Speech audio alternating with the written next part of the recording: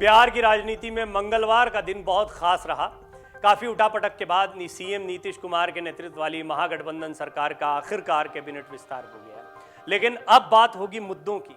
अब चर्चा में आने वाले हैं कई नाम। ऐसा ही एक नाम है सुरेंद्र प्रसाद यादव का। 3 दर्जन से ज्यादा आपराधिक मामले दर्ज हैं, दबंग चेहरा माने जाते हैं और सुरेंद्र प्रसाद यादव की नजदीकियां आरजेडी के साथ भी रही हैं, जेडीयू के साथ भी रही हैं।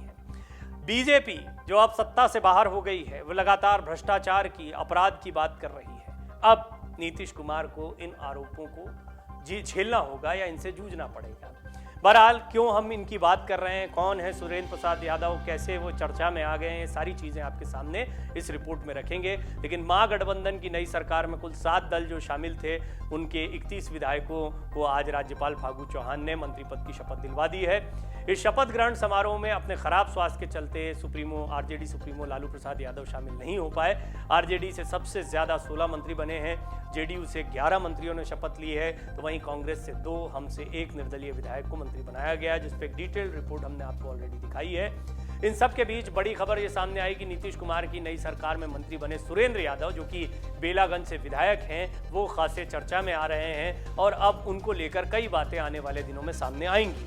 कौन है सुरेंद्र यादव जो चर्चा में आ गए, ये हम आपको इस रिपोर्ट में बता रहे हैं। सुरेंद्र यादव नीतीश के साथ साथ लालू और तेजस्वी के भी काफी करीबी माने जाते हैं। इस रिपोर्ट में हम आपको बताएंगे कि वो कब कब क्यों क्यों सुर्खियों में आए हैं। सबसे पहले सुरेंद्र यादव के बारे में जानिए। पिछले 30 साल से वो बेलागंज के विधायक हैं। उनकी पहचान एक दबंग विधायक और बिहार राजनीति के ताकतवर चेहरे के तौर पर की जाती है। अब तक सुरेंद्र यादव 2 बार जनता दल और 5 बार आरजेडी से विधायक रह चुके हैं। बताया जा रहा है कि अपने इलाके में हर तरीके से अपनी राजनीतिक छवि मजबूत रखने वाले सुरेंद्र यादव को हर बार जीत मिली है, भले ही किसी भी पार्टी का कोई भी प्रत्याशी उनके सामने रहा हो। साल 1991 में सबसे पहले सुरेंद्र यादव सुर्खियों में आए, जब 1991 संसदीय चुनाव के दौरान पूर्व विधायक जय कुमार पलित को पीटने के आरोप उन पर लगे थे। साल 1998 में जहानाबाद से लोकसभा सीट से वो 13 महीने सांसद भी रहे। उस समय उप प्रधानमंत्री रहे लाल कृष्ण आडवाणी के हाथों से महिला आरक्षण बिल छीनकर फाड़ देने के वाकये से सुरेंद्र यादव की पहचान एक दबंग नेता के रूप में बन गई थी। हालांकि इसके बाद सुरेंद्र दोबारा संसद नहीं पहुंच पाए थे या सांसद नहीं बन पाए। सुरेंद्र यादव के खिलाफ 3 दर्जन से ज्यादा आपराधिक मामले दर्ज हैं। इन मामलों में कई मामले हत्या के प्रयास, आपराधिक साजिश और दंगे से संबंधित हैं। साल 1959 में सुरेंद्र का जन्म एक किसान परिवार में हुआ था। उनकी शुरुआती शिक्षा गया से हुई है।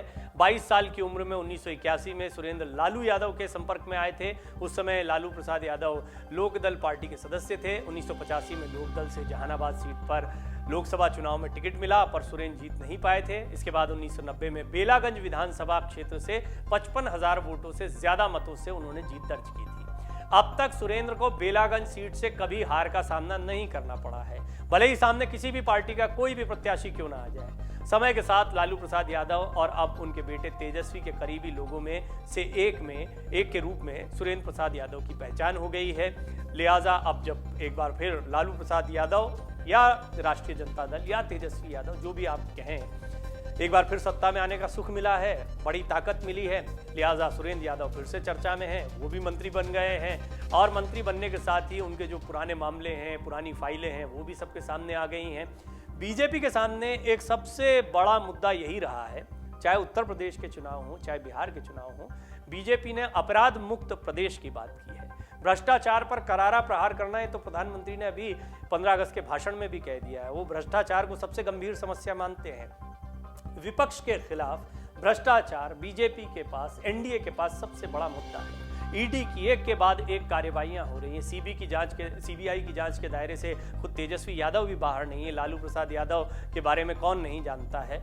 अब बिहार की राजनीति में इन भ्रष्टाचार के आरोपों का सामना नीतीश कुमार की सरकार को करना पड़ेगा।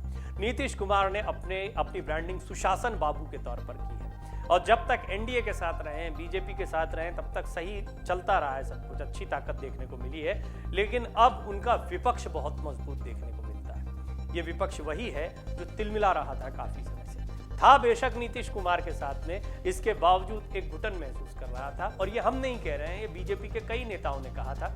यही बात हालांकि गठबंधन को तोड़ते हुए नीतीश कुमार भी कहते हैं कि वो भी फ्री हैंड महसूस नहीं कर रहे थे, स्वतंत्रता महसूस नहीं कर रहे थे। लेकिन बीजेपी, जिसके नेता बहुत समय से चाहते हैं कि अपने दम पर चुनाव लड़ो, हमारा चेहरा होना चाहिए, उनकी तैयारी अब क्या होगी? निश्चित तौर पर वो एक के बाद एक प्रहार करेंगे और ऐसे में सुरेंद्र यादव जैसे चेहरे उनके निशाने पर सबसे पहले रहेंगे। डाउनलोड करें अमर उजाला ऐप और पाएं खबरें लगातार।